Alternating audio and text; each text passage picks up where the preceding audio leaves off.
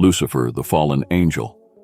Before the biblical God created the world, he first created the heavens, and inside the heavens, he created the cherubs.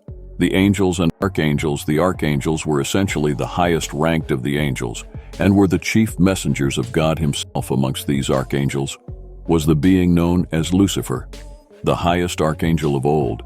He was described as being the most beautiful creature that God had ever created, a splendid being that was perfect in every way. Ezekiel 28 verse 15 described Lucifer as, "That was perfect in thy ways from the day that thou were created." But Lucifer was so perfect, so handsome, so divine, and so strong, when in comparison to his peers, that he grew arrogant. His superior qualities to God's other creations caused him to become prideful, and pretty soon he believed that it was he who should be in God's place. He wanted to be God himself. Now, given that he was deemed worthy to be in the presence of God more than any other, and that he arguably understood God better than any other Lucifer could think of, no one better than himself to be the one to overthrow his Lord, as noted in Isaiah 14:12-14. The prophet Isaiah quotes what some suggest is Lucifer saying, "I will ascend to heaven. I will raise my throne above the stars of God." It can even be argued that Lucifer's ambition is greater than God's, that not only does he want to take God's place, but wants a place even higher than which God sits. Pride would spur on Lucifer to act on his thoughts that he was indeed more powerful than God. It was pride in which blinded him. Pride which led him down a path. Haughtiness and pride which saw him begin to manipulate the other angels into serving him. After all, his intellect was superior to that of the other angels, and so deceiving them was not beyond his means, while some did remain loyal to God.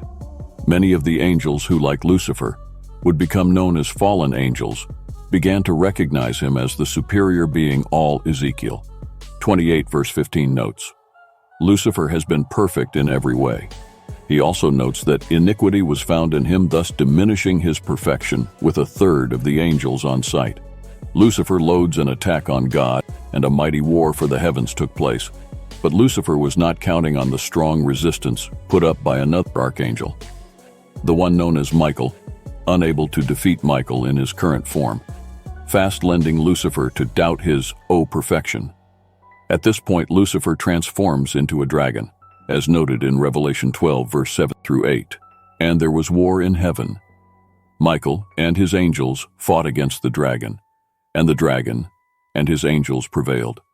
Not neither was their place found any more in heaven. Why, you might say, Lucifer had the courage to prevail in the first place, although many would say this was not courage, and more so, blind arrogance. He's ultimately defeated by Archangel Michael. By this, we understand how powerful the biblical God actually is, that Lucifer is defeated without God actually having to getting involved in the battle. You might argue that God worked through Michael in order to overcome Lucifer by. In any case, Lucifer's defeat is absolute revelation. 12 verse 9 goes on to state, "And the great dragon was cast out, that old serpent called the devil and Satan, which deceived the whole world, as he was cast out into earth, and his angels were cast out with him." This is also where we see Lucifer referred to by his other namesake Satan, which he earns after he has been defeated. His defeat is more than just a loss of pride. Though Lucifer loses everything, he's not only shunned by God, but he is cast out from heaven along with all the other angels who had sided with him. Gone are his glory days of being the most splendid, perfect being of all of God's creations. And instead, he takes the role of the complete opposite. His fault, F, is described by Luke, who quotes Jesus in 10 verse 18, "I beheld Satan as lightning fell from heaven." Lucifer's ultimate fate is detailed in Revelation 20 verse 10, where it's understood that the devil that deceived them was cast out into the lake of fire and brimstone, where the beast and the false prophet are, and shall be tormented day and night forever and ever. It's understood that Lucifer would not tolerate his sentence quietly. In fact, from the very day of him being cast out, Lucifer began to plot his revenge against God, seeing as Lucifer was no longer God's favorite creation. Lucifer would talk his vengeance against that which took his place, mankind itself. When God created Adam and Eve, he tested them, forbidding them from eating from the tree of knowledge, seeing an opportunity to scorn God. Lucifer smoked his way into the Garden of Eden, posed as a snake. However, in the early passages of Genesis, which detailed the temptation of Eve, the serpent is never explicitly stated as being Lucifer in Genesis 3 verse 1. The snake is merely described as being the crafty animal.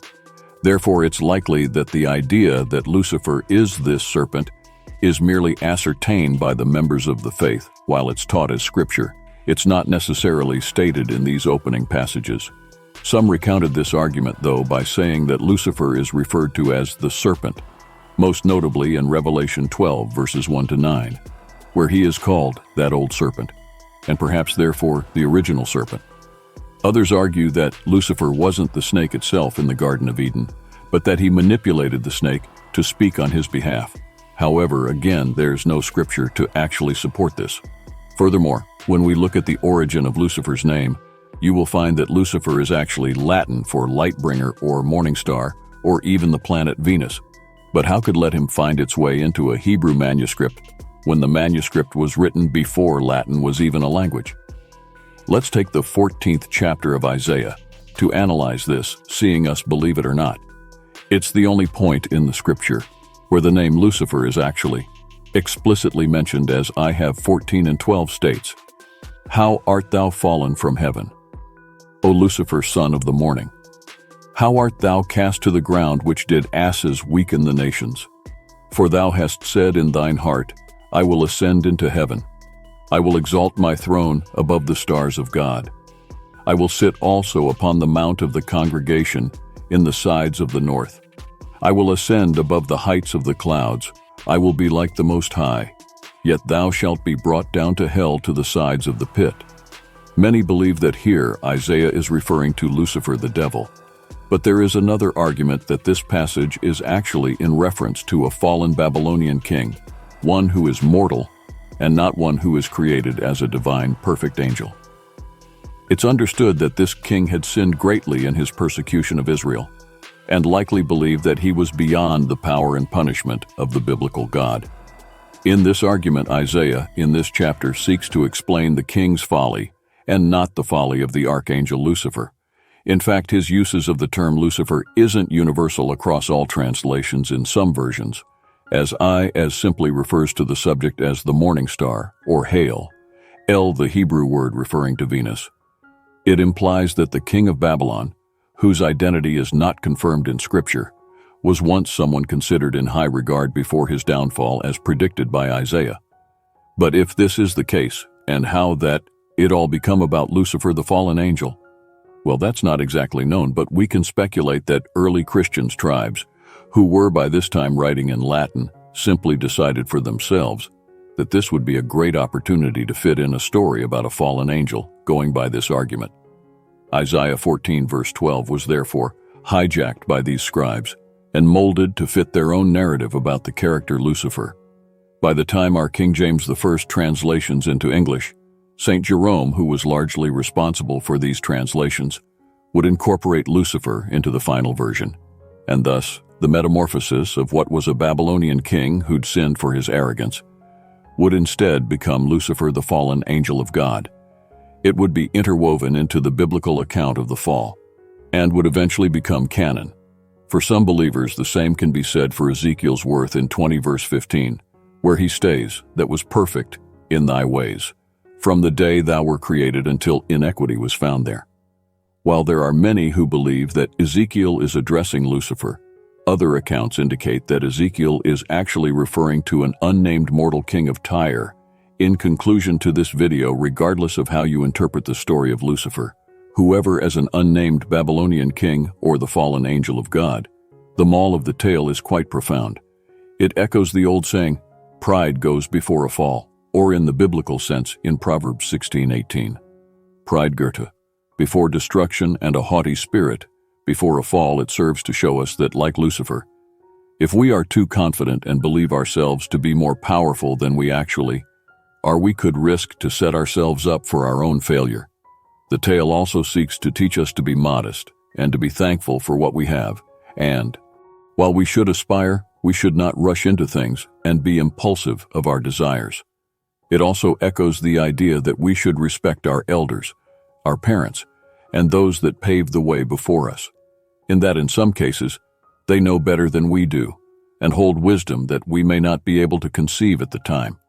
Lucifer, for example, believed he was stronger than God, and even though God had made him what he was, Lucifer threw back in his face and against him because he believed he was better. The result of this, of course, leads to Lucifer's banishment, which shows us that the consequences for such disrespect to those who came before us can and should be severe. Let me know your thoughts on Lucifer below, and what tales and ideas that you believe in when talking about this convoluted and yet powerful figure. Please leave a thumbs up on the video, as this really helps me out. And don't forget to hit the subscribe button.